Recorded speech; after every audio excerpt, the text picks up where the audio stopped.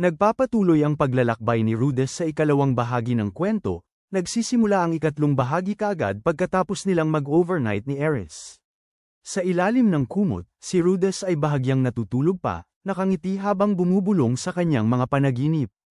Tahimik siyang pinagmamasdan ni Ares, nasisiyahan sa regalo ng kaarawan na ibinigay niya sa kanyang sarili sa edad na 15 taon, ngunit sa halip na manatili sa kanyang tabi, nagpasya siyang gumawa ng hakbang na lubos na magbabago sa kanilang buhay. Pinutol niya ang kanyang mahabang buhok at umalis nang hindi nagpapalam. Pagkatapos nito, muling nagkita sina Ares at Ghislaine at nagtungo sila patungo sa lugar ng pagsasanay ng Diyos ng Espada, si Galferian, isa sa mga dakilang guro. Sa pagitan ng 7 dakilang kapangyarihan. Sa loob ng dojo, ang mga mandirigma na nakasuot ng puting uniforme ay nakaupo sa maayos na hanay. Sa sandaling makita ni Galferian si Ghislaine, agad siyang nakilala ito, ngunit sa halip na isang emosyonal na muling pagkikita ng guro at estudyante, binati niya ito ng malamig na pahayag, sinasabing akala niya ay namatay ito noon pang matagal. Pagkatapos noon, itinagilid ni Galferian ang kanyang tingin patungo sa batang may pulang buhok na nakatayo sa tabi niya. Ipinaliwanag ni Ghislaine na dinala niya si Ares dito at nais niyang sanayin ito. Mula sa saloobin ni Ares, malinaw na hindi siya ang uri ng estudyanteng mag-aaral na ay may kakayahang magdulot ng takot sa sinuman. Ang kanyang kapangyarihan ay hindi dapat maliitin, at ang mga disipulo ay nagkakaroon ng pangamba sa sinabi ni Ares. Sa kabila ng kanyang tapang, alam nilang ang hamon na ito ay maaaring magdala ng malubhang panganib. Siya rin ang nagpilit kina Rudess at Ares na maunawaan kung ano talaga ang kahulugan ng tunay na pagkatalo. Maging ang ekspresyon ni Galferian ay nagiging seryoso. Inamin niya na kumpara kay Orsted, siya mismo ay wala ng iba kundi isang maliit na isda. Gayunpaman, walang halaga ang mga salita lamang. Kaya't nagpasya si Galferian na subukan ang lakas ni Ares. Tinawag niya si Gino upang makipaglaban sa kanya. Si Gino ang pinakabatang estudyante sa dojo. Maaaring siya ay bata pa, ngunit hindi siya mahina. Dahil dito, kumpiyansa ang ibang mga disipulo na ang bagong dating na batang babae ay malapit nang matutunan ng isang masakit na aral. Ngunit hindi umaayon sa realidad ang mga pangyayari. Inaasahan nila, nagsimula ang laban, at halos agad, tapos na ito. Si Ares ay sumugod ng may kahangahangang bilis. Ang kanyang atake ay malinis, tuwid, at walang awa. Walang flashy na teknik, walang dramatikong pagpapakilala, walang oras para sa kanyang kalaban na makapag-react. Sa isang palitan, si Gino ay nahulog. Ang buong dojo ay tahimik. Walang inaasahan na matatalo ng bagong dating si Gino ng ganoon kabilis. Pinapanood ni Galferian ang laban at sinasabing kawili-wili si Ares. Pagkatapos ay tinawag niya ang kanyang sariling anak na si Nina upang harapin si Ares sa susunod. Sa pagkakataong ito, nais niyang makita kung paano ginagamit ni Ares ang kanyang espada laban sa isang mas seryosong kalaban. Si Nina ay humakbang pasulong na may buong konsentrasyon. Maliwanag na siya ay mas malakas kaysa kay Gino. Nagsimula ang laban. Hawak ni Nina ang kanyang posisyon ng matatag, habang si Ares ay sumugod na parang ligaw na mandaragit. Ngunit halos kaagad, si Ares ay nahagis pabalik. Kasabay nito, ang kanyang espada ay nagkabasag-basag. Gayunpaman, hindi nag-atubiling kahit isang segundo si Ares. Sa halip na huminto, siya ay nagbigay ng suntok diretso sa mukha ni Nina. Ang dapat sana'y laban ng espada ay biglang naging brutal na labanan ng malapitan. Naabala si Nina. Si Ares ay pinatumba siya, pinipigilan siya sa lupa, at patuloy na sinasaktan siya hanggang sa halos hindi na makasabay si Nina sa nangyayari. Kahit pagkatapos noon, mukhang handa pa ring ipagpatuloy ni Ares. Ang mga tao sa paligid nila ay nagmamadaling sumisigaw na huminto siya. Matapos talunin ang dalawang disipulo ng sunod-sunod, muling kinuha ni Ares ang kanyang espada at malamig na tinanong kung lahat ba dito ay ganito kaina. Ang ibang estudyante ay tumutol, sinasabing ang ipinakita ni Ares ay hindi tunay na sining ng espada. Para sa kanila, mas nakipaglaban siya gamit ang instinct, intensyon ng pagpatay, at hilaw na lakas kaysa sa tamang teknik. Ngunit may nakikita si Galferian na espesyal sa kanya, kaya't nagpasya siyang maging susunod niyang kalaban. Agad na tumutol ang mga disipulo, hindi na kailangan ng Diyos ng espada na personal na makipaglaban sa isang bagong solta, ngunit hindi siya pinansin ni Galferian at sinabi niyang siya ay maghihintay. Napansin niya ang espada ni Ares at napagtanto na ito ay isang magandang sandata, marahil ay hinubog ng panday na si Julian. Sa pagkakataon, ang kanyang sariling espada ay ginawa rin ng parehong panday. Hindi masyadong alam ni Ares ang tungkol sa pinagmulan ng espada. Sinabi lamang niya na ito ay ibinigay sa kanya ng Tribong Magerd. Nagsimula ang laban. Si Ares ay sumugod sa kanya gamit ang lahat ng kanyang makakaya, ngunit ang agwat sa lakas sa pagitan nilang dalawa ay labis na malaki. Sa isang iglap, si Gal Ferion ay kumilos ng mabilis at teknik na lampas sa kayang sundan ni Ares. Ang resulta ay brutal. Si Ares ay naitapon diretso palabas ng dojo at bumangga sa nyebe sa labas. Nang makita niyang kaya pa rin niyang kumilos pagkatapos ng kanyang atake, sinabi ni Gal kay Ghislaine na alagaan ang kanyang mga sugat. Pagkatapos, nang walang babala, idineklara niya na simula sa araw na ito, si Ares ay magiging isang Sword Saint. Ang buong dojo ay nahulog sa pagkabigla. Ang Sword Saint ay hindi isang titulong maaaring ibigay ng basta-basta. Ito ay dapat ibigay lamang sa mga nakapag-master ng Long Sword of Light. Tumutol ang mga disipulo, sinasabing hindi pa natutunan ni Ares ang teknik na yon. Sa lahat, kaya paano siya makikilala? Agad na tinanggihan ni Gal Ferion ang kanilang reklamo. Si Ares ay kakakatalo lamang ng 2 tao na nakamaster na sa Long Sword of Light. Iyon pa lang ay nagpapatunay na ang simpleng pagmemorya ng isang teknik ay hindi nagpapalakas sa isang tao. Kung ang isang kasing kahanga-hangang si Ares ay hindi itinuturing na isang eksepsyon, kung gayon ang titulo ng Sword Saint mismo ay nawawala ng kahulugan.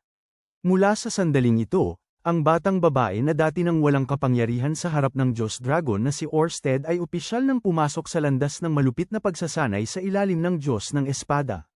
Ang kanyang layunin ay hindi nagbago. Nais niyang maging malakas. Siyang mga sandali na tila nawawala siya sa kanyang sarili. Sa bawat laban, ang kanyang galit at determinasyon ay nagiging sanhi ng hindi pagkakaunawaan sa kanyang mga galaw. Gal Ferion, bagaman humahanga sa kanyang lakas, ay nakikita ang pangangailangan para sa disiplina at kontrol. Ang bawat pagsasanay ay isang hamon, at habang lumalaban si Ares, natututo siyang balansehin ang kanyang puot at ang sining ng espada. Ang daan patungo sa pagiging tunay na mandirigma ay puno ng mga pagsubok, at ito ay isang paglalakbay na hindi niya kayang ipagwalang bahala. Masyadong maraming hindi kinakailangang iniisip sa kanyang isipan. Para kay Gal, kung ang isang mandirigma ay may oras pang mag-isip ng labis sa gitna ng laban, hindi pa siya handa. Ang kanyang aral ay simple.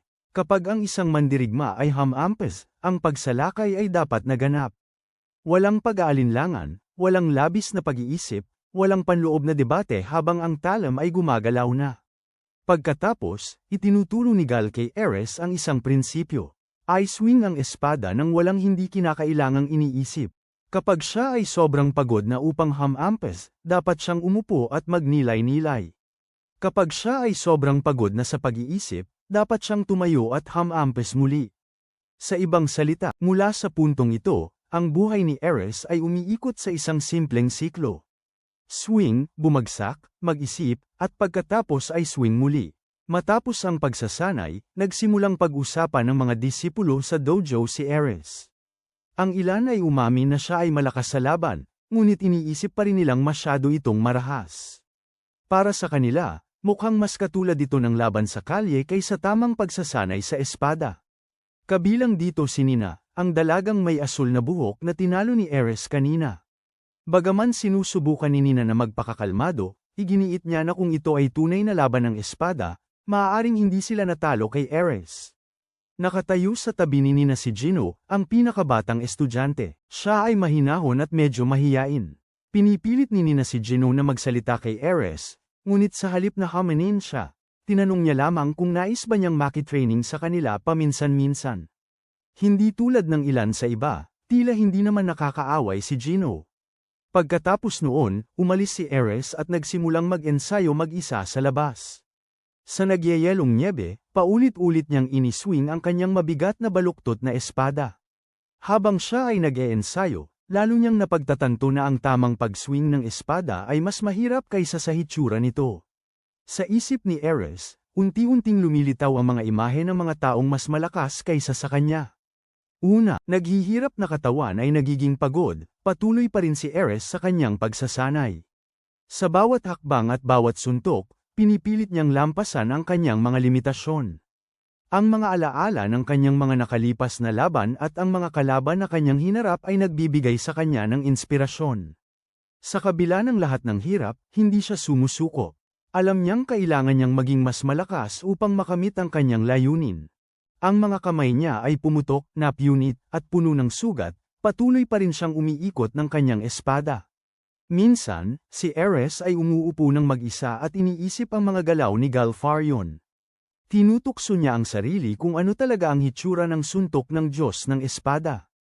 Sinusubukan niyang gayahin ang ritmo na yon. Sinusubukan niyang pilitin ang kanyang katawan na alalahanin ang bilis na yon, ngunit hindi pa rin ito nagiging matagumpay. Paulit-ulit na sinubukan ni Ares. Nabigo siya ng paulit-ulit, at sa bawat pagkakataon, bumangon siya muli at nagpatuloy. Ang mga disipulo na minsang tumingin sa kanya nang may paghamak ay unti-unting nanahimik. Araw-araw, pinapanood nila si Ares na itulak ang kanyang sarili sa malupit na pagsasanay. Sa simula, sila ay nagiging mausisa lamang. Sa kalaunan, sila ay nakatitig na lamang sa hindi makapaniwala. Lumilipas ang mga taon. Si Ares ay lumalaki bilang isang batang babae, ngunit kahit na pagkatapos ng lahat ng panahong yon, patuloy pa rin siyang umiikot ng kanyang espada hanggang sa maabot ng kanyang katawan ang hangganan. Sa panahon ng pagsasanay, iniisip ni Ares si Orsted na nakatayo sa harap niya. Sa sandaling lumitaw ang imaheng yon, ang takot at pagnanais na pumatay ay sabay na sumiklab sa loob niya. Siya ay nagmamadali pasulong at umiikot na parang sinusubukang punitin ang ilusyon na yon. Ngunit gaano man siya kasigasig, nararamdaman pa rin ni Ares na hindi ito sapat. Pagkatapos isang gabi, isang lalaking may puting buhok na nakasuot ng makulay na damit. Lumitaw sa labas ng dojo. Sa sandaling lumapit si Ares sa kanya na may mapanganib na tingin, ipinakilala niya ang kanyang sarili. Siya ang North Emperor, Ober Corvet, na kilala rin bilang Peacock Sword. Sinabi niya na nais niyang pumasok sa dojo at makilala si Galfarion. Napagtanto ni Ober na si Ares ay isa sa mga disipulo ng Sword God, kaya't magalang niyang hinihiling na ipaalam ang kanyang pagdating. Ngunit si Ares ay napagod na mula sa walang katapusang araw ng pagsasanay. Ang kanyang isipan ay pagod, ang kanyang katawan ay masakit, at wala na siyang pasensya upang makinig sa isang estranghero. Malamig niyang sinabi kay Ober na umalis siya. Nananatili si Ober sa kanyang magalang na tono. Ngunit bago pa siya makapagpaliwanag ng higit pa, hinugot ni Ares ang kanyang espada at umatake. Nagsimula ang laban sa harap ng dojo, ngunit si Ober ay hindi katulad ng mga mandirigma na may istilong Diyos ng espada na hinarap ni Ares noon. Hindi siya nakikipaglaban ng tuwiran gamit ang purong bilis. Ang kanyang mga galaw ay kakaiba, nababaluktot, at mahirap basahin. Matinding umatake si Ares na may labis na hangarin na pumatay. Ngunit patuloy na umiwas si Ober gamit ang pag-ikot, bigla ang pagbabago ng direksyon, maingat na kontrol sa distansya, mga bulag na lugar, at mga trick na pumipilit sa kanya sa isang masamang posisyon. Sa isang pagkakataon, ang talam ni Ober ay napakalapit sa kanyang leeg. Kahit na noon, umiikot si Ares at sinusubukang umatake pabalik. Wala siyang balak na sumuko. Habang tumatagal ang laban, lalo pang napagtatanto ni Ober na ang batang babae sa harap niya ay hindi normal. Hindi lamang siya nakikipaglaban gamit ang teknika. Nakikipaglaban siya gamit ang instinct ng isang hayop na nak-cornered at walang matakbuhan. Sa huli, naitabla ni Ober si Ares. Tumusok ang kanyang espada sa lupa at nahulog siya sa nyebe at dumi. Sa sandaling yon, lumitaw si Galfarion sa pasukan ng dojo at inuutusan silang dalawa na huminto. Tahimik siyang nanunood ng laban mula sa simula. Agad na binati siya ni Ober at sinabi na matagal na silang hindi nagkikita ng Sword God. Si Ares, na nakahiga pa rin sa lupa, ay galit na sumigaw dahil naputol ang laban, ngunit malinaw na ang kanyang katawan ay umabot na sa hangganan. Sinabi ni Ober kay Galfarion na matapos niyang basahin ang liham ng Sword God, pumunta siya sa dojo at nakatagpo ng batang ito. Inamin niya na hindi pa siya nakakakita ng mandirigma na ganito katindi. Inihambing niya si Ares sa isang mabangis na hayop. Bigla siyang nakaisip na maaaring siya ang batang kilala bilang Mad Dog. Matapos ang kanyang pagkikita kay Ober, Tahimik na bumalik si Ares. Sa kanyang silid, sa loob, naghihintay si Ghislaine sa kanya. Bumagsak si Ares sa kama, lubos na pagod. Ang kanyang katawan ay puno ng mga sugat. Ang kanyang espiritu ay naubos din ng walang katapusang pagsasanay at ng laban na kakalabanin lamang niya. Sa wakas, hindi na kayang manahimik ni Ghislaine. Direkta siyang nagtatanong sa kanyang guro. Palaging pinahalagahan ni Galferian ang loika at kahusayan sa paggamit ng espada. Bakit niya pinapayagan si Ares na magpatuloy sa pagsasanay sa ganitong mapanganib at paulit-ulit na paraan? Kahit pagkatapos ng lahat ng panahong ito, hindi pa rin nagagamit ni Ares ang pinakamataas na teknik, ang mahabang espada ng liwanag.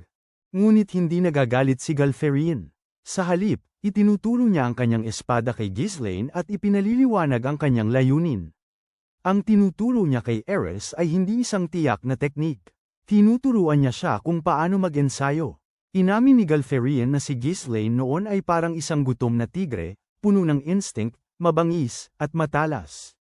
Ngunit ang kanyang sobrang mahigpit na paraan ng pagsasanay ay naging dahilan upang siya'y maging labis na nakatali. Sa pagkakataong ito, kay Ares, tumatanggi siyang ulitin ang parehong pagkakamali. Si Ares ay hindi uri ng mandirigma na natututo ng teknik ng maayos at ginagaya ito ng eksakto tulad ng sagot sa pagsusulit. Siya ay isang tunay na mabangis na hayop. Kapag siya ay pinipilit, mas lalo siyang lumalaban. Kapag siya ay nahuhulog, mas gusto niyang bumangon at muling kumagit. Si Ghislaine ay nag-aalala pa rin para kay Ares, ngunit pinapaalala ni Gal sa kanya ang layunin ng dalaga. Ang taong nais patumbahin ni Ares ay hindi isang karaniwang mandirigma. Ito ay ang Diyos ng Dragon, si Orsted. Kung si Ares ay susunod lamang sa mga itinuturo ni Gal, wala siyang pagkakataon laban kay Orsted. Upang harapin ang ganitong halimaw, kailangan ni Ares na tuklasin ang kanyang sariling landas. Dapat niyang panatilihing buhay ang kanyang mga mabangis na instinto, at mula roon, kailangan niyang gawing estilo ng espada ang mga likas na ito na hindi matrap ng anumang nakatakdang anyo. Kaagad pagkatapos nito, ipinakilala ni Gal ang lalaking nakabihis ng makulay na lumitaw sa dojo. Siya ang North Emperor, Ober Corvette, kilala rin bilang Peacock Sword. Nang lumabas, hindi basta-basta dumaan si Ober sa dojo sa pagkakataon lamang. Personal na inimbitahan siya ni Gal upang maging tagapayo at lumikha ng presyon para kay Ares. Agad na tumutol si Ghislaine. Ang estilo ng North God ay kilala sa pagiging tuso at puno ng mga trick. Gumagamit ito ng mga nakatagong sandata, mga bulag na lugar, kakaibang galaw, at hindi mahuhulaan na mga atake. Ito ay ganap na naiiba sa tuwid at harapang paraan ni Ares. Ngunit yun mismo ang nais ni Gal. Ipinaliwanag niya ang isang malupit na katotohanan. Alam ni Orsted ang mga doktrina, mga pangunahing teknik, at mga kahinaan ng bawat estilo ng espada. Mula sa estilo ng Diyos ng espada hanggang sa estilo ng Diyos ng hilaga, kaya niyang maunawaan, gamitin, at labanan halos lahat. Nangangahulugan nito na kung si Ares ay tanging nakakaalam lamang ng estilo ng Diyos ng espada, siya ay magiging nasa panganib bago pa man magsimula ng maayos ang laban. Kung nais niya kahit kaunting pagkakataon na humarap kay Orsted, kailangan niyang matutunan. Paano haharapin ang maraming iba't ibang paaralan? Kailangan niyang umangkop sa mga atake na hindi sumusunod sa normal na loika. Kailangan din niyang matutunan kung paano nag-iisip at lumaban ang kanyang mga kalaban. Hindi lamang si Ober, kundi ipinahayag din ni Gal na inimbitahan niya ang isang guro ng estilo ng Diyos ng Tubig sa dojo. Ang estilo ng Diyos ng Tubig ay isang paaralan na nag-specialize sa depensa at kontra-atake. Doon lamang nauunawaan ni Ghislaine ang tunay na layunin ng kanyang guro. Hindi iniwan ni Gal si Ares.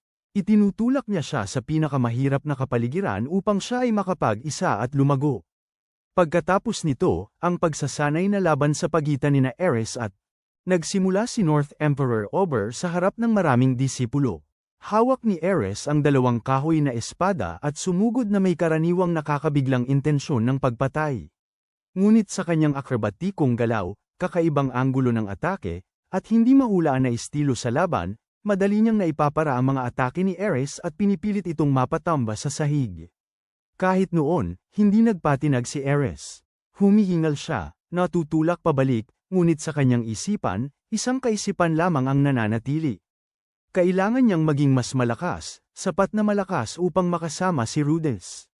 Nang tanungin ni Ober nang may pagkamausisa kung sino si Rudess, dahan-daang tumayo si Ares.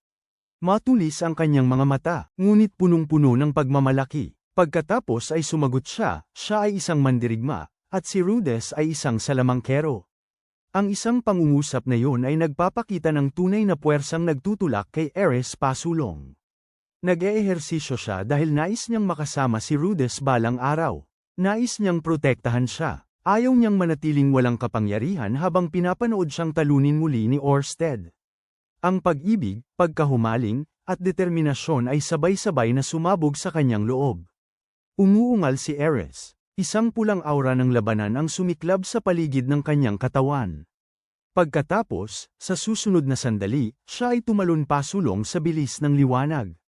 Ang kanyang talam ay dumaan sa tabi ni Ober. Ang hampas ay napakalakas, na nagwasak sa kahoy na istante ng espada sa likuran niya. Ang buong dojo ay natigilan. Si Ghislaine at ang mga disipulo ay nabasa ng malamig na pawis. Dahil ang suntok na inilabas ni Ares ay hindi na lamang simpleng mabangis na instinct, ito ay ang tunay na longsword ng liwanag, perpekto sa bilis at lakas. Sa wakas, ang baliw na aso, na dati ay itinuring lamang bilang isang nakikipaglaban gamit ang instinct, ay umabot sa pinakamataas na teknik sa pamamagitan ng kanyang sariling ligaw na landas. Tungkol kay Ober, kahit siya ay nakaiwas lamang sa isang nakamamatay na suntok, siya ay tumatawa ng may tunay na kasiyahan. Pinuri niya ang teknik na ginawa ni Ares. Pagkatapos, tinanong niya kung nais ba niyang makipaglaban sa isa pang round. Si Ares ay ngumiti na may pagmamalaki at tiwala, at sumagot ng walang pag-aalinlangan, syempre. Sa santuaryo ng espada, habang nagpapahinga ang mga disipulo pagkatapos ng isa pang masiglang round ng pagsasanay, biglang sinabi ng isang babae kay Nina ang isang nakakagulat na tsismis tungkol kay Ares. Ayon sa balita, ang tanyag na baliw na aso ng dojo ay ibinigay na ang kanyang puso sa isang kamanghamanghang binata. Nang marinig ito, nanlumo si Nina sandali. Sa kanyang mga mata, si Ares ay uri ng tao na ipinanganak upang humawak ng espada, hindi isang tao na dapat maligaw sa romansa. Ang ideya ay tila ganap na hindi akma, hindi natatapos ang usapan doon. Ang dalaga ay tahimik na nagtanong kay Nina tungkol sa relasyon nito kay Gino, na agad nagdulot ng pamumula kay Nina. Agad niya itong pinabulaanan at idineklara na ay lalaan niya ang buong buhay niya sa espada. Sa ibang salita, sinubukan niyang putulin kahit ang pinakamaliit na palatandaan ng kabataang pag-ibig bago pa ito lumago. Ngunit sa mga sandaling yun, natapos ni Ares ang kanyang pagsasanay kasama ang Diyos ng espada at lumapit. Dahil hindi talaga gusto ni Nina si Ares, agad siyang nagbitaw ng matalim na insulto, sinasabing ang isang magaspang na babae tulad ni Ares ay hindi kailanman makakatagpo ng kasintahan at mas mabuti pang mananatiling dalisay magpakailanman para sa sining ng espada. Sa sandaling sinabi niya ito, huminto si Ares at bumalik. Pagkatapos, may pagmamalaking ngiti, inihayag niyang hindi na siya birhen. Si Nina at ang lahat sa paligid niya ay tuluyang nabigla. Pagkatapos ay ipinagmamalaki ni Ares na pag-usapan si Rudess, ang batang lumaki kasama niya. Naging adventurer kasama niya, tumawid sa kontinente ng mga demonyo kasama niya, at higit sa lahat, minsang hinarap ang Diyos ng dragon na si Orsted mismo. Tumanggi si Nina na maniwala dito, dahil minsang sinabi ng kanyang ama na halos imposibleng mawasak ang aura ng labanan ni Orsted. Gayunpaman, iginiit ni Ares, na maging malakas. Alam ni Ares na ang kanyang pagnanais na makasama si Rudess at harapin ang pinakamalalakas na nilalang sa mundo ay hindi sapat. Sa kabila ng kanyang pagmamahal kay Rudess at pagtitiwala sa kanya, ramdam niya ang sakit ng pagkakaalam na malayo pa siya sa kanyang layunin. Ang sitwasyong ito ay nagdudulot ng labis na pagkalito kay Nina. Ang Ares na nakatayo sa harap niya ay hindi lamang mayabang at marahas, siya ay isang batang nagsasanay ng buong puso upang makamit ang kanyang mga pangarap. Maaaring maging karapat-dapat na tumayo sa tabi ng taong mahal niya. Hindi makapaniwala sa isang kwentong tila sobrang hindi kapanipaniwala, nagpasya si Nina na kumpirmahin ito sa kanyang sarili. Umalis siya sa santuaryo ng espada at naglakbay patungo sa isang bayan na natatakpan ng nyebe upang tanungin ang mga adventurer. Sa simula, inaakala pa rin ni Nina na ang taong ito na si Rudess ay isang pinalaking pantasya na nilikha ni Ares. Ngunit matapos magtanong-tanong, mabilis niyang narinig ang mga tao na binabanggit si Rudess ng Quagmire bilang isang kilalang adventurer. Siya ay minsang tinanggap ng leader ng grupo at may balita pang siya ay nakatalo sa isang ligaw na pulang dragon. Mamaya, lihim na nakipagkita si Nina sa isang tagapagbalita sa makitid na eskinita at ang kanyang narinig ay labis na nagulat sa kanya. Si Rudess Greyrat ay umabot sa Water Saint Rank in Magic sa edad na 5. Sa edad na 7, naging pribadong guro siya ni Ares Boreas Greyrat sa rehiyon ng Fitoa. Matapos mawala ng mahabang panahon, kamakailan lamang siyang muling lumitaw bilang isang tanyag na adventurer. Ngayon, siya ay isang espesyal na estudyante sa Renoa University of Magic sa lungsod ng Sharia. Ang background na ito ay labis na nakakapagod kay Nina kaya't siya ay naglakbay sa gabi patungong Renoa, determinado na talunin si Rudess at dalhin siyang pabalik bilang kanyang tagapaglingkod upang magpanggap lamang. Ares, nais niyang patunayan na ang kanyang reputasyon ay walang iba kundi mga walang saysay na salita. Nang dumating siya sa Renoa University of Magic, mabilis na napagtanto ni Nina na ang lugar ay hindi katulad ng kanyang inaasahan. Dapat sana itong maging paaralan ng mahika, ngunit maraming matangkad at malalakas na nilalang hayop ang nasa paligid, na nagbigay sa campus ng pakiramdam na talagang iba sa kanyang inaasahan. Habang pinagmamasdan ang lugar, napansin niyang mula sa malayo si Rudess. Nakikipag-usap siya sa isang tao, at mukhang karaniwan lamang at kulang sa nakabibighaning presensya na inisip ni Nina. Sa sandaling yon, biglang may isang lalaking nilalang hayop, lumalapit at hinahamon si Rudess ayon sa mga kaugalian ng kasal ng kanyang lahi. Tinanggap ni Rudess ang hamon, at sa sandaling nagsimula ang laban, natapos ito halos kaagad. Mabilis na nilapitan ng malaking nilalang ang distansya, ngunit tinalo siya ni Rudess sa malapit na laban sa isang iglap, iniwan siyang nakahandusay sa lupa, may bula sa bibig. Si Nina, na nanunood mula sa likod ng isang pader, ay walang masabi. Ang isang salamangkero ay dapat mahina sa malapit na labanan, ngunit si Rudess ay humawak ng makapangyarihang kalaban ng kasing dali ng pag-alis ng alikabok mula sa kanyang manggas. Habang ang mga estudyanteng nakapaligid ay nananatiling, gumagawa ng ingay, na may ilan na nagsasabing kailangang maghintay ni Nina sa dulo ng linya kung nais niyang hamanin siya, biglang nagsimulang gumalaw ang lupa. Lumitaw ang walang kamatayang Demon King na si Bad Agati, isang higanteng purpurang anyo na may 6 na makapangyarihang braso. Malakas siyang tumawa at ipinahayag na sinumang nais makipaglaban kay Rudess ay kailangang dumaan muna sa kanya. Agad na naging tensyonado ang atmosfera. Kinuha ni Nina at ng iba pang estudyante ang kanilang mga sandata at nagmadaling pumasok sa labanan.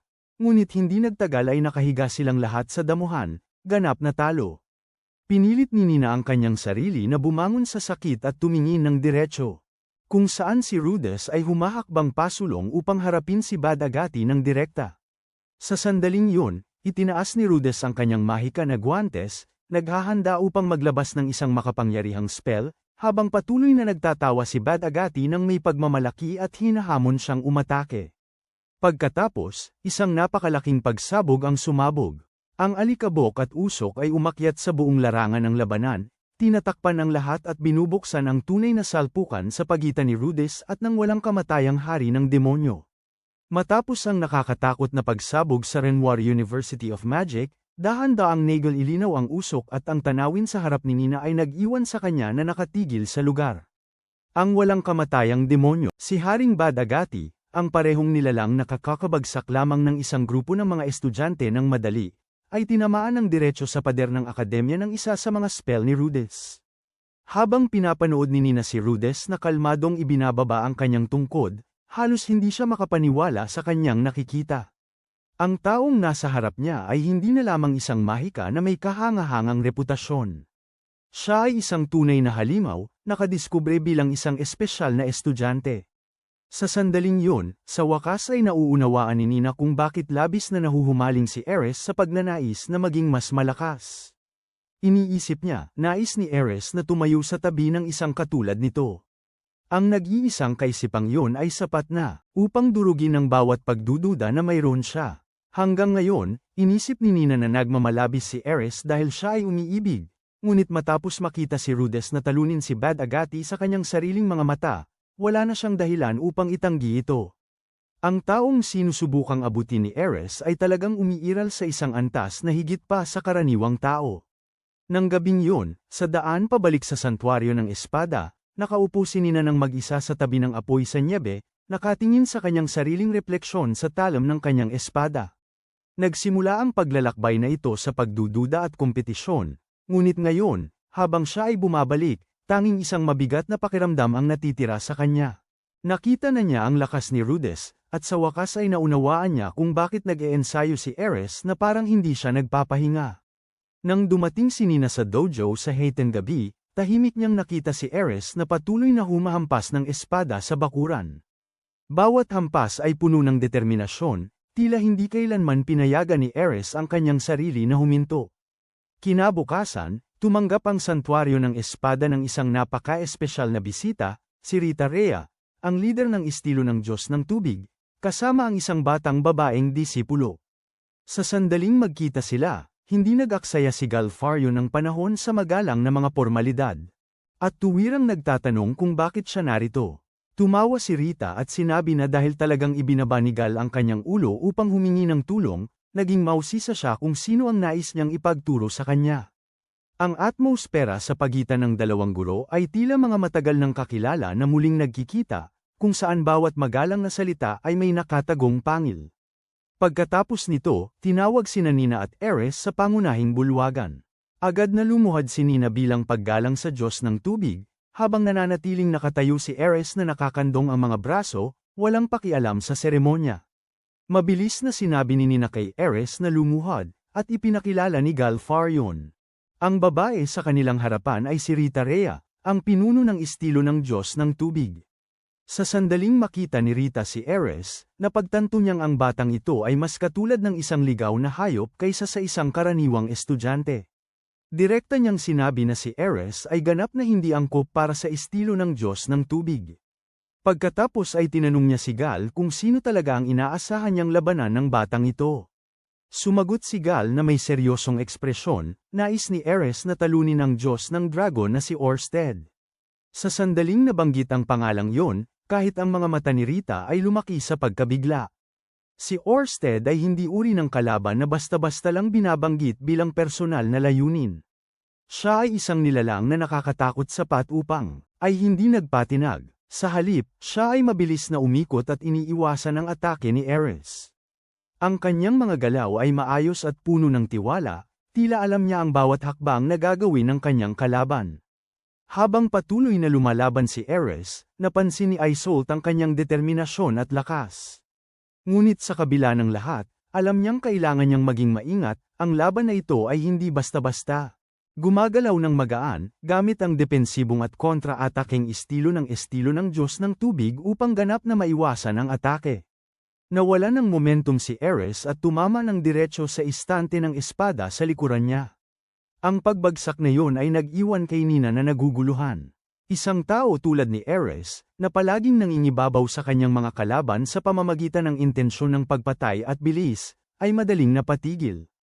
Si Isolde ay tahimik na ngumiti, habang si Rita ay nagsabing hindi naman talaga kawili-wili ang laban, kahit sapat na ang resulta. Pagkatapos ay humarap siya kay Nina at tinanong kung nais niyang matutunan ang estilo ng Diyos ng Tubig sa ilalim niya. Tumanggi si Nina, dahil nais pa rin niyang ipagpatuloy ang landas ng estilo ng Diyos ng Espada. Sa huli, nagpasya si Galfarion na sa umaga, magpapatuloy sina Ares, Nina, at Isolde sa kanilang pagsasanay kasama ang kani-kanilang mga guro tulad ng dati. Pagkatapos ng paglubog ng araw, magsasanay silang tatlo ng magkakasama, magtatagisan ng lakas, at pahuhusayin ng isa't isa sa pamamagitan ng kompetisyon. Sa pagtatapos ng araw, pumunta sina Isolde at Nina sa silid ni Ares upang makipag-usap. Direktang itinuturo ni Isolde ang pinakamalaking kahinaan ni Ares. Sobrang dami ng kanyang intensyon na pumatay. Para sa estilo ng Diyos ng Tubig, ang intensyon na pumatay ay parang libreng gabay na nagpapakita ng direksyon ng paparating na atake. Hanggat maaari nilang maramdaman kung saan nagmumula ang atake, ay nagmumula, madali silang makakasagot. Sa narinig na ito, si Ares ay nakapatong lamang ang kanyang baba sa inis. Ang hilingin sa kanya na itago ang kanyang pagnanais na pumatay ay parang humiling na ang apoy ay huwag maging mainit. Pagkatapos ay sinabi ni Isolde na si Nina ay kabaligtaran. Kapag nakikipaglaban si Nina, halos wala siyang ipinapakitang pagnanais na pumatay, na nagdudulot kay Nina ng kahihiyan at pagkalito dahil hindi niya nauunawaan kung bakit. Gayunpaman, hindi pa rin kumbinsido si Ares. Siya'y umuungal na kung siya'y basta't ay swing ang kanyang espada ng mabilis hanggat maaari, dapat siyang manalo, kaya't walang dahilan upang itago ang kanyang pagnanais na pumatay. Sa unang pagkakataon, ito ang eksaktong uri ng loika na inaasahan mula sa baliw na aso. Tingnan ang target, sumugod, at putulin ito. Samantala, si Nina ay lubos na nawawala ng pag-asa matapos ang lahat ng nangyari. Siya ay nakasandal sa mesa at nagtataka kung bakit hindi niya kayang talunin ang isang tulad ni Isolde. Ang kanyang tiwala ay ganap na nabuwal. Si Isolde ay ngumiti lamang at ipinaliwanag na gumamit siya ng maliliit na trick upang gabayan ang mga galaw ni Nina, kaya't nagawa ni Nina ang nais niyang mangyari. Ito ay nagbukas ng bagong direksyon ng pagsasanay, kung saan hindi lamang kailangang maging mas malakas si Ares, kailangan din niyang matutunan kung paano. Upang harapin ang mga kalaban na kayang magbasa, umiwas, at sirain ang intensyon ng pagpatay na kanyang inaasahan. Sa dorm room, habang ang talakayan tungkol sa intensyon ng pagpatay ay hindi pa rin nalulutas, biglang tumayo si Ares at inihayag ang isang mahalagang bagay. Noong nakaraan, itinuro sa kanya ni Ruyard na ang mga mata ay maaari ring maging sandata.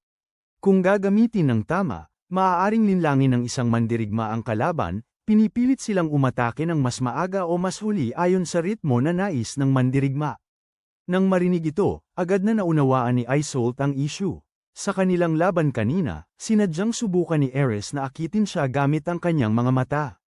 Hindi siya basta-basta umaatake ng walang direksyon, parang isang di mapigilang hayop. Inamin ni Ares na sinubukan niyang gamitin ang trick na yun, ngunit masyadong malakas si Isolde. Ang karanasan sa estilo ng Diyos ng Tubig ay nagpasulit sa kanya na mahirap hulihin. Hindi nagagalit si Isolde, sa halip, masaya niyang pinapayuhan si Ares na itigil muna ang pag-asa sa paraang yun at subukang mag-focus sa pagpigil sa kanyang pagnanasa na pumatay upang lalo pang mapabuti ang kanyang sarili. Pumayag si Ares na subukan ito. Si Nina, na nakatayo malapit, ay nagsimulang makaramdam ng higit pang kalituhan dahil ang dalawa ay parehong nakahanap ng mga direksyon para sa pagpapabuti. Habang hindi pa rin niya alam kung ano, dapat niyang ayusin muna, ngumiti si Isolde at sinabi sa kanya na direktang tanungin ang kanyang guro. Sa katunayan, kung madali lang talagang matutunan ang sining ng espada mag-isa, hindi na sana kailangan pang magsanay silang tatlo. Mamaya, habang naglalakad si Nina patungo sa bintana at tumitingin sa paglubog ng araw, biglang napansin ni Ares ang isang balabal na balahibo na nakasabit sa dingding. Mukha itong katulad ng kay Ghislaine. Ipinaliwanag ni Nina na sa dojo na ito, sino mang umabot sa ranggo ng Sword Saint ay binibigyan ng ganitong balabal. Gayunpaman, hindi ito basta ibinibigay bilang regalo. Upang matanggap ito, kailangan munang manghuli ng isang mandirigma, ang mga halimaw mismo at gamitin ang kanilang balat upang gumawa ng balabal, na nagpapatunay ng kanilang lakas. Sa sandaling narinig ito ni Ares, agad siyang nagtanong kung saan matatagpuan ang halimaw. Itinuro ni Nina ang gubat malapit sa talon sa kanluran. Iyon lamang ang kailangan marinig ni Ares. Agad niyang inutusan si Nina na samahan siya roon. Kaya't tatlo silang naglalakbay sa gubat sa gabi patungo sa isang nagyayelong talon na napapalibutan ng malalim na nyebe at matinding lamig. Nagbigay babala si Nina na ang mga halimaw sa lugar na ito ay marami at mabilis, kaya't hindi sila maaaring maging pabaya. Medyo kinakabahan si Isolde dahil bihira siyang nakikipaglaban sa mga halimaw sa gubat. Si Ares, sa kabilang banda, ay nananatiling kakaibang kalmado. Nakatayo siya sa harap ng isang tambak ng tuyong kahoy at sinasabi na kung magsisimula sila ng apoy, kusa nang darating ang mga halimaw. Pagkatapos ay itinaas ni Ares ang parehong kamay, nagdasal ng isang spell, at lumikha ng isang bowl ang apoy upang sindihan ang kahoy. Si Nina at Isolde ay parehong nagulat dahil ang makita ang isang mandirigma na parang Diyos ng espada na gumagamit ng mahika ay lubos na hindi inaasahan. Ipinagmamalaki ni Ares na ipinaliwanag na tinuruan siya ni Rudess ng pagbasa, pagsusulat, mahika, at kahit ang wika ng Diyos-Diyosan habang naglalakbay sila sa buong kontinente ng mga demonyo. Si Ghislaine ay tinuruan din niya.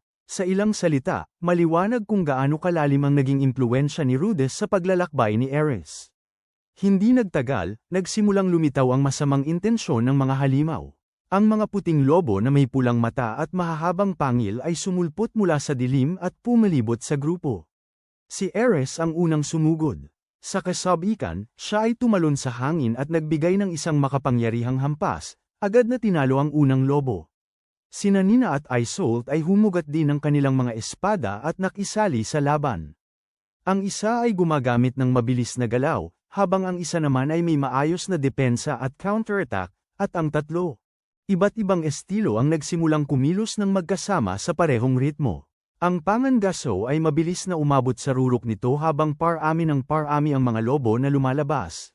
Ngunit sa halip na magpanik, ang tatlong dalaga ay nagiging mas magkakasundo habang sila'y lumalaban.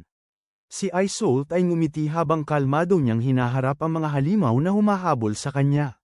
Si Nina ay pinapatay ang kanyang mga target gamit ang mabilis at tumpak na mga hampas, at si Ares ay nananatiling siya mismo, lalong nasa sabik habang siya'y napapalibutan.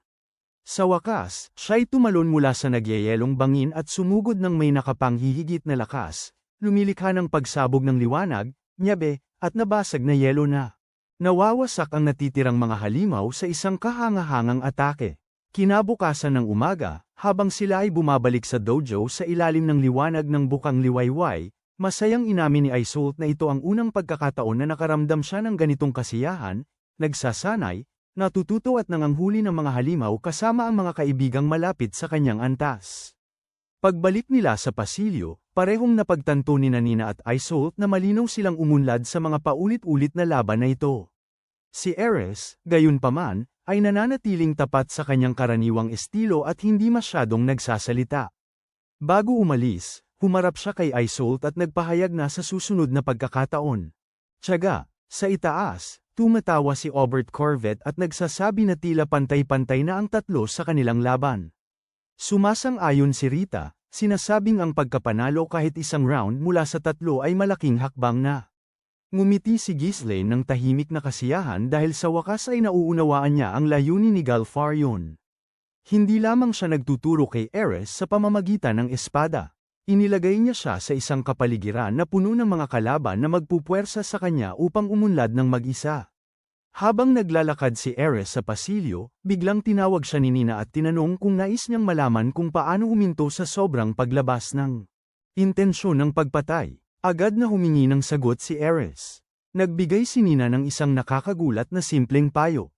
Maligo araw-araw, linisin ang katawan, kumain ng maayos, gumapang sa mainit na kama, at matulog habang iniisip ang batang mahal niya. Sa sandaling binanggit si Rudess, namula si Ares at nagalit sa kanya, nagtatanong kung ano ang kinalaman nito sa kanya. Humarap si Nina at ipinaliwanag na tuwing nagsasalita si Ares tungkol kay Rudess, nawawala ang kanyang intensyon ng pagpatay. Idinagdag din niya na kung mananatiling marumi si Ares, maaaring hindi ito magustuhan ni Rudess. Ang komento ay tila casual, ngunit tumama ito sa puso ng issue. Tumingin si Ares pababa at naamoy ang kanyang maruming manggas, saka naisip ang pagiging maalalahanin ni Rudess, na kahit mga bagay tulad ng paglalaba ay inaalagaan para sa kanya sa kanilang paglalakbay. Lumipas ang panahon, at sa dojo ng estilo ng Diyos ng Espada, nagsimula sina Ares at Isolde ng isa pang sparring match habang pinapanood ni Nina. Sa pagkakataong ito, ibang-iba si Ares. Malinis ang kanyang katawan, kalmado ang kanyang isipan, at hindi na umaapaw sa hangarin ng pagpatay ang kanyang mga mata. Nang mag-charge ang dalawa patungo sa isa't isa, kinuha ni Isolde ang kanyang karaniwang depensibong posisyon, naghihintay upang basahin ang direksyon ng espada ni Ares. Ngunit dahil kay Ares, itinago ang kanyang layunin, hindi na kayang hulaan ni Isolde ang susunod na atake. Sa isang iglap, umabot ang kahoy na espada ni Ares sa leeg ni Isolde, tinanggal ang sandata mula sa kanyang kamay, at itinulak siya patungo sa sahig ng pagsasanay. Nakatayo si Nina malapit, nakabuka ang bibig sa gulat.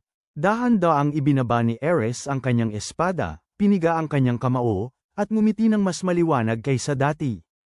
Alam niyang nagawa niyang makagawa ng malaking hakbang patungo sa pagiging sapat na malakas upang balang araw ay makabalik at tumayo ng matatag sa tabi ni Rudess. Dumating ang umaga sa Grey Rat Mansion, at nagising si Rudess sa tabi ni Roxy, ang babaeng minsang nagturo sa kanya ng mahika at ngayon ay opisyal na maging asawa niya. Siya ay mahimbing na natutulog, habang si Rudess ay nakasuot na ng ekspresyon ng isang lalaking ang mga iniisip ay marahil dapat manatiling pribado. Bago pa siya makapagpahiya sa kanyang sarili, binuksan ni Roxy ang kanyang mga mata at agad na napansin ang pagkadismaya sa kanyang mukha. Nang tanungin siya kung ano ang mali, sumagot siya ng may ganap na katapatan. Nais lamang niyang humanga sa kanyang minamahal na guro ng kaunti pang oras sa liwanag ng umaga. Ang komento ay nagpasimula kay Roxy na mamula, ngunit mabilis niyang ibinalik ang kalmadong dignidad ng isang guro at sinabi sa kanya na maghanda. Isang bagong araw ang nagsimula na. Sa ibaba, hawak ni Sylvie si Lucy sa kanyang mga bisig. Ang tanawin ng parehong ina at anak, ligtas sa bahay, agad na nagpapakalma kay Rudess. Lumapit siya, niyakap si Sylvie, at nakipag-usap sa kanya gamit ang parehong walang hirap na pagmamahal na ipinakita niya kay Roxy ilang sandali lamang ang nakalipas. Sa isang paraan, natapos na ng lalaking ito ang buong romantikong schedule bago mag-almusal. Hindi nagtagal ay bumaba si Roxy, mukhang halatang nahihiya. Agad na tinanong ni Sylvie kung naging maayos ang nakaraang gabi, habang si Rudess ay nakatayo malapit na may tensyonadong ekspresyon ng isang taong naghihintay ng opisyal na pagsusuri sa pagganap. Tahimik na umamin si Roxy na siya ay naging maingat at nag-alaga ng mabuti sa kanya. Ngumiti si Sylvie, na malinaw na nasiyahan sa sagot. Sa kabila ng silid, maingat na pinapahira ni Norn ang buhok ni Zenith.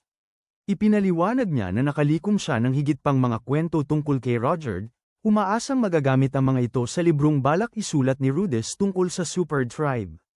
Ang layunin ay ayusin ang reputasyon ng isang lahi na kinatatakutan at hindi nauunawaan sa loob ng maraming henerasyon. Isang simpleng eksena ito, ngunit ipinapakita kung gaano nakalaki ang naging pagbabago ni Norn. Hindi na siya basta sumusunod sa kanyang kapatid. Nagsimula na siyang makahanap ng mga layunin at responsibilidad para sa kanyang sarili. Tahimik na pinapanood ni Rudess si Zenith. Hindi pa rin siya nakakabawi. Ang kanyang mga alaala o ang kanyang dating personalidad mula nang siya ay mailigtas at ibalik sa Sharia. Gayunpaman, unti-unting lumilitaw ang maliliit na pagbabago sa kanyang mga reaksyon. Hindi pinipilit ni Rudess siya o humihingi ng mga sagot. Nanatili lamang siyang malapit, matiisin na naghihintay para sa anumang bahagi ng kanyang ina na maaaring bumalik. Pumasok si Aisha sa kanyang uniforme bilang katulong, dala ang almusal na may sapat na seremonya upang ihain sa isang pamilyang maharlika. Kasama sa pagkain ang sabaw ng kamote na may yoko beans, tinapay at gatas ng mare. Para kay Rudess, gayunpaman, hindi ang pagkain ang mahalaga. Ang mga tao na dati ay magkahiwalay. Ang mundo ay magkakasama na ngayon sa parehong mesa. Matapos ang lahat ng kanyang nawala, ang ordinaryong almusal na ito ay parang isang himala. Kapag natapos na ang pagkain, si Rudess ay tumungo patungo sa Renoir University of Magic kasama sina Sylvie, Roxy at Norn. Isang pamilyar na daan, ngunit ngayon ay tila iba. Hindi na si Roxy ang naglalakad sa tabi niya, kundi bilang kanyang guro. Siya ngayon ay opisyal na miyembro ng kanyang pamilya. Sa kanilang paglalakbay, binanggit ni Roxy ang huling pagkakataon na ipinakilala siya ni Rudess sa paligid ng unibersidad. Ipinagmamalaki niyang inilarawan ang kanyang talento, karanasan at katayuan bilang guro na unang gamabay sa kanya sa Mahika. Gayunpaman, tila nakalimutan niyang banggitin ang isang maliit na detalye. Siya rin ang kanyang asawa. Agad na napagtanto ni Rudess ang kanyang pagkakamali at humingi ng tawad. Sa kasamaang palad, ang kanyang napiling paraan upang ituwid ito ay hindi gaanong banayad. Sa gitna ng patio ng paaralan, niyayakap niya sina Sylvie at Roxy at malakas na inihahayag na mahal niya silang dalawa. Ang mga estudyante sa buong patio ay lumingon upang tumingin. Agad na kumalat ang mga bulong-bulungan, at si Norn ay nagmamadaling umalis, umaasang walang makakaalam na siya ay may kaugnayan sa kanya. Maaaring naghangad si Rudess na linawin ang isang hindi pagkakaintindihan, ngunit sa katunayan ay nagsagawa siya ng pampublikong press conference tungkol sa kanyang buhay pag-ibig. Si Norn ay agad na sumama sa kanyang mga kaklase na masiglang bumati sa kanya. Mula sa malayo, napansin ni Rudess, Sylvie, at Roxy na talagang nakahanap siya ng lugar sa unibersidad. Sa nakaraan, nag-iisa si Norn at palaging inihahambing ang kanyang limitadong kakayahan sa pambihirang talento ng kanyang nakatatandang kapatid. Ngayon, mayroon na siyang mga kaibigan, mga layunin sa akademya, at isang buhay na kanya. Ipinagmamalaki ni Rudess ang kanyang pag-unlad, kahit na nagbago ang kanyang ekspresyon nang mapansin niyang may ilang mga batang lalaki na nakatayo malapit. Wala siyang problema sa pakikipagkaibigan ni Norn, ngunit ang sinumang binatang umaasang maging higit pa ay maaaring kailanganing dumaan sa isang pagpili. Mas mahirap kaysa sa pagsusulit para sa pagpasok sa unibersidad. Matapos iwanan si Norn kasama ang kanyang mga kaklase, sinamahan ni Rudess si Roxy papunta sa opisina ng punong guro. Dito siya inabisuhan na agad siyang magsisimulang magturo. Inamin ni Roxy na dati ay hindi siya masyadong interesado na maging guro. Sa malaking bahagi ng kanyang buhay, nakatuon siya sa pagkuha ng kaalaman at pagpapabuti ng kanyang sariling kakayahang mahika. Sa paglipas ng panahon, gayunpaman, nagbago ang kanyang pananaw. Ang paggabay kay Rudess ay tumulong sa kanya na matuklasan ang kasiyahan ng pagbabahagi ng kaalaman at pagmamasid sa isang estudyanteng lumalampas sa mga inaasahan. Si Rudess ay bumalik sa klase, kung saan agad siyang tinukso ni Linnea at Persina. Nakita nila siyang naglalakad sa unibersidad kasama sina Sylphie at Roxy, at ang kanyang dramatikong pahayag sa courtyard ay tila naging balita na sa campus. Nagbiro ang dalawang batang babae mula sa lahi ng mga hayop na dapat din silang magmadali, makahanap ng mga kahangahangang asawa, at umuwi bago pa man makuha ni Rudess ang lahat ng magagamit na romantikong tagumpay sa Sharia. Dumating sina Zenobia at Julie upang salubungin siya. Si Zenobia ay nananatiling labis na tapat kay Rudess, habang si Julie ay excited dahil ang kanilang pananaliksik tungkol sa isang autonomong mahikal na manika ay maaaring. Sa wakas ay nagpatuloy. Para sa kanilang dalawa, ang pagbabalik ni Rudess ay parang biglang pagbalik ng kuryente sa isang laboratorio matapos ang buwan ng kadiliman. Pumasok si Nana Hoshi na may karaniwang pagod na ekspresyon, ngunit kahit siya ay tila nakahinga ng maluwag. Hanggat si Rudess ay nananatili sa Sharia, ang kanyang pananaliksik sa teleportation ay hindi na maantala ng walang hanggan. Sa sandaling nagsisimula ng magsettle ang silid-aralan, pumasok si Roxy na nakasuot ng pormal na damit ng isang guro. Umakyat siya sa platform at ipinakilala ang kanyang sarili bilang Roxy Maguardia Grey Rat. Mula sa araw na yon, siya ang magiging bagong guro nila at ang homeroom instructor ng klase. Ang pagpapakilala ay propesyonal, kalmado, at ganap na kagalang-galang. Pagkatapos ay idinagdag ni Roxy na siya rin ang pangalawang asawa ni Rudess Grey Rat. Biglang nanahimik ang buong silid-aralan. Tanging ang ulo ni Rudess ang nakayuko sa kanyang mga kamay. Inanunsyo niya ang relasyon sa looban ng paaralan ng umagang yon, at ngayon ay direktang inihatid ni Roxy ang opisyal na kumpirmasyon sa klase. Sa puntong ito, wala nang natitirang tao sa unibersidad na hindi alam ang tungkol sa kanyang sitwasyong pampamilya. Habang patuloy na nagbubulungan ang mga estudyante, lumapit si Cliff kay Rudess na may malinaw na hindi masayang ekspresyon. Nagreklamo siya na bumalik si Rudess. Kasama si Ellen Elise nang hindi siya binisita at hindi siya kailanman in-inform na may ibang tao na sumali sa pamilya. Ipinaliwanag ni Rudess na sinadya niyang iwasan si Cliff dahil sa kanyang pananampalataya. Bilang isang tapat na tagasunod ng relihiyong Miles, matibay ang paniniwala ni Cliff sa kasal sa pagitan ng isang lalaki at isang babae. Inaasahan ni Rudess na huhusgahan niya ang desisyon na pakasalan si Roxy. Gayunpaman, sinabi ni Cliff na hindi relihiyon ang pangunahing issue. Ang nakakapagpabigo sa kanya ay nangako si Rudess na mamahalin lamang si Sylphie, ngunit bumalik mula sa kanyang paglalakbay kasama ang ibang asawa. Mas mahalaga, pinaalala ni Cliff sa kanya na isaalang-alang kung paano naaapektuhan ng sitwasyon si Norn. Regular na bumibisita si Norn sa simbahan. Matapos ang pagkamatay ni Paul, tiningnan niya si Rudess bilang huling matatag na tao sa kanyang pamilya. Nanalangin siya araw-araw para sa parehong kanyang ama at kapatid na bumalik na buhay.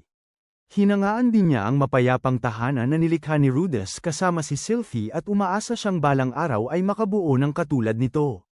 Nang bumalik si Rudess kasama ang pangalawang asawa, biglang nagalaw ang imaheng kanyang pinagkakatiwalaan. Ang kanyang galit ay hindi lamang tungkol sa moralidad, ito ay nagmula sa dalamhati, pagkalito, at pakiramdam ng pagtataksil. Nagbabala si Cliff kay Rudess na nawala na si Norn ng kanyang ama habang si Zenith ay nananatiling hindi makapag-usap. Karaniwan, kahit nasa isang bahay na puno ng tao, ramdam pa rin ni Norn ang kumpletong pag-iisa. Kung inaasahan ng lahat na siya ay makaka-recover ng walang suporta, maaaring lalong lumalim ang pag-iisa na yon. Ang mga salita ay mas matindi kaysa sa anumang akusasyon tungkol sa relihiyon. Naniniwala si Rudess na ang pagdadala sa lahat pauwi ay automatikong lilikha ng masayang pamilya. Pinipilit siya ni Cliff na maunawaan na ang muling pagkikita ay simula pa lamang. Ang pamumuhay ng magkasama, pag-unawa sa isa't isa, at wastong pag-aalaga sa bawat tao ang tunay na hamon. Habang nagiging mas tensyon-ado ang usapan, pumasok si Zenobia upang kalmeyan sila. Sa wakas, ibinaba ni Cliff ang kanyang boses at napansin na si Rudess ay nawawala ang kanyang kaliwang kamay. Nang malaman niyang nakipaglaban si Rudess sa isang Hydra na kayang labanan ng mahika, ang kanyang pagkabigo ay mabilis na naging gulat at simpatiya. Para sa isang salamangkero, ang harapin ng isang kaaway na kayang neutralisahin ang mga spell ay halos pinakamasamang sitwasyon. Nakaligtas si Rudess, ngunit nagbayad siya para sa tagumpay na yun gamit ang kanyang kamay. Sa sandaling yun, ibinunyag ni Zenobia at Cliff ang isang bagay na kanilang inihanda ng maaga. Ito ay isang espesyal na mahikal na guwantes na binuo sa loob ng 6 na buwan ng pananaliksik sa proyekto ng autonomong manika. Hindi nila maibabalik ang orihinal na kamay na nawala kay Rudess, ngunit naniniwala silang maaari nilang bigyan siya ng isang bagay na sapat na malapit upang tulungan siyang mabuhay at makipaglaban muli. Ang regalo ay kumakatawan sa mga buwan ng pagsisikap, ngunit parang ang kanilang pagkakaibigan ay naging isang pisikal na bagay. Inutusan ni Zenobia si Rudess na isuot ang guwantes at bigkasan ng isang spell na humihiling sa lupa na maging kanyang braso. Sa sandaling nagpadala si Rudess ng mana dito, kumalat ang mga nagniningning na linya sa ibabaw. Ang artipisyal na kamay ay nagsimulang tumugon ng direkta sa kanyang mga iniisip. Isa-isa, gumagalaw ang mga daliri. Isinara ni Rudess ang kamay, muling binuksan ito, at maingat na hinawakan ang isang bagay malapit. Sa kanyang pagkamangha, kahit ang mga dulo ng kanyang mga daliri ay nakakaramdam ng contact. Sa loob ng ilang segundo, wala siyang nasabi. Isang bagay na akala niya ay nawala na magpakailanman ay bumalik sa ibang anyo. Binabalik sa kanya ang isang bahagi ng karaniwang buhay na nawala sa kanya. Siyempre, nagpa siya ang grupo na subukan ang lakas nito. Dinala nila ang isang target sa labas, at kinuha ni Rudess ang isang maliit na bato gamit ang kanyang bagong kamay. Ang orihinal na plano ay simpleng suriin ang katatagan at kontrol nito. Gayunpaman, sa sandaling inihagis niya ang bato, naging mas dramatiko ang pagsubok kaysa sa inaasahan ng sinuman. Ang bato ay pumutok sa hangin sa nakakatakot na bilis. Isang marahas na shockwave ang sumabog sa kalangitan at pinaghati-hati ang isang bahagi ng ulap. Lahat ay nakatitig ng tahimik. Ang aparato na dinisenyo upang tulungan si Rudess sa pang-araw-araw na buhay ay biglang nagpakita bilang isang napakalakas na sandata. Masayang ipinaliwanag ni Zenobia na ang artipisyal na kamay ay maaaring magpalakas ng pisikal na lakas ayon sa dami ng mana na ibinibigay. Habang mas maraming enerhiya ang ibinuhos ni Rudess dito, mas lumalaki ang puwersa nito. Dahil si Rudess ay may napakalaking reserba ng mana, walang nakakaalam kung saan talaga naroroon ang hangganan. Nang tinanong kung ano ang pangalan ng imbensyon, pinagsama ni Rudess ang mga pangalan ni Zenobia at Cliff. Tinawag niya itong Zerf Prosthetic Hand, unang prototype. Ang pangalan ay nagbibigay pugay sa dalawang tao na lumikha nito at nagmamarka ng simula ng isang ganap na bagong estilo ng pakikipaglaban para kay Rudess. Pagbalik ni Rudess sa bahay, ang araw ay lumulubog na. Tumakbo si Aisha sa gate upang salubungin siya at tumalon sa kanyang mga bisig. Binigyan siya nito ng masiglang boses ng katulong, na nagpasaya sa kanya bago muling bumalik ang usapan sa mainit na gulo ng buhay pamilya. Si Aisha ay masayahin, si Norn ay seryoso, at minsan ay mahirap kausap. Si Sylvie ay mahinahon, si Roxy ay madaling mahiyain. Si Zenith ay nananatiling tahimik. Sama-sama, bumubuo sila ng tahanan na pinagsikapan ni Rudess na maabot. Sa loob ng mansyon, ipinagmamalaki niyang ipinapakita ang kanyang bagong kamay kay Sylvie at Roxy. Gumagalaw ang bawat daliri niya halos kasing smooth ng isang tunay na kamay, at parehong nakahinga ng maluwag ang mga babae na magiging mas madali ang kanyang pang-araw-araw na buhay. Pagkatapos, iniunat ni Rudess ang parehong mga braso at inihayag na maaari na niyang yakapin ang parehong asawa ng komportable sa parehong oras. Si Norn, na nakaupo malapit habang nagtatrabaho sa aklat tungkol kay Ruhar, agad siyang sinabihan na magpakita ng kaunting pagpipigil. Sobra-sobra na ang kanyang naranasan sa publiko, pagmamahal sa isang araw. Sa hapunan, ang buong pamilya ay nagtitipon sa paligid ng mesa sa ilalim ng mainit na liwanag ng mga kandila. Tahimik na pinag-aaralan ni Rudess ang bawat mukha. Nakatabi si Sylvie kay Lucy. May lugar na si Roxy sa tahanan. Patuloy si Norn sa pagsusulat. Si Aisha ang namamahala sa bahay. Maaaring hindi na si Zenith ang babaeng dati, ngunit nandyan pa rin siya. Ang mga alaala ng mahabang paglalakbay ay nagsisimulang bumalik sa kanya. Ang sakuna ng Fetoa displacement. Ang pakikibaka para mabuhay sa kontinente ng mga demonyo.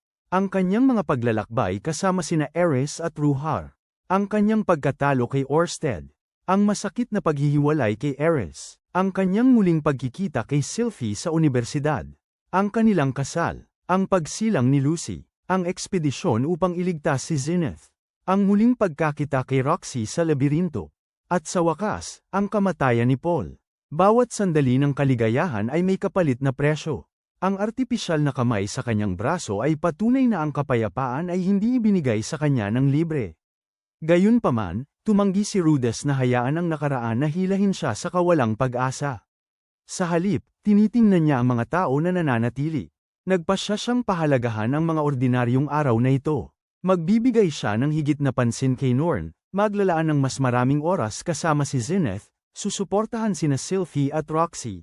At protektahan ng pamilyang sa wakas ay kanyang pinagsama-sama. Nang sumunod na gabi, nang ang mansyon ay tahimik na, dinala ni Rudess ang isang kandila pababa sa basement. Kumilos siya ng maingat, halos parang siya ay may ginagawang lihim na misyon. Ngunit ang kanyang destinasyon ay hindi isang laboratorio o isang nakatagong silid ng armas. Ito ay isang maliit na silid na naglalaman ng maingat na inaalagaang dambana. Binuksan ni Rudess ang isang kahon at ipinakita ang mahalagang relikya na matagal na niyang iniuugnay kay Roxy. Si Roxy mismo ay ngayon ang kanyang asawa. Gayunpaman, ang pribadong ritual na ito ay tila nanatiling bahagi ng kanyang buhay.